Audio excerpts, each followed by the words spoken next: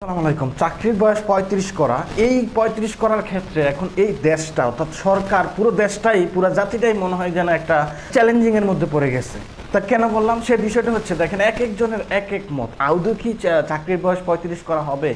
এই প্রশ্নটা কিন্তু সবার মধ্যে কনফিউশনে কাজ করতেছে। আপনি আমার মধ্যেও কিন্তু যারা চাকরি প্রার্থী তাদের ক্ষেত্রেও যাদের দেখেন এখানে অনেকগুলা প্রশ্ন আসে যে বিষয়গুলো যদি আমি একটু অ্যানালাইসিস করলাম, যে বিষয়গুলো দেখেন যারা এই নীতিটা দিবে, যারা এই নীতিমালাটা বাস্তবায়ন করবে চাকরির বয়স ৩০ বছর করা, তাদের ক্ষেত্রেও তারাও কিন্তু সিদ্ধান্ত নিতে পারতেছে না। দেখেন হাইকোর্ট বলেন, সরকার বলেন, সমন্বয় যারা আছেন এবং উপদেষ্টা যে আছেন, প্রত্যেকের ক্ষেত্রে যদি বলি এক একজনে এক একভাবে এক একজনের মতামত ব্যক্ত করতেছে।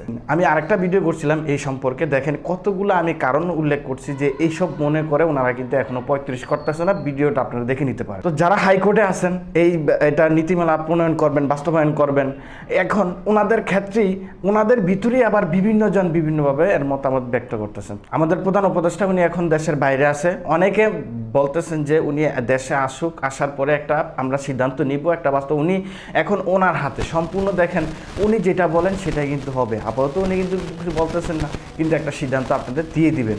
বিষয়টা কিন্তু সবার ক্ষেত্রে একটা কনফিউশন কাজ করতেছে।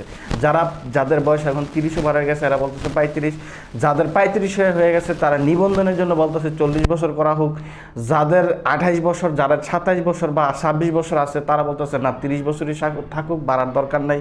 মানে এক একজন যে যেভাবে আছে তার নিজের স্বাধীনভাবে নিজের মতামত ব্যক্ত করছে।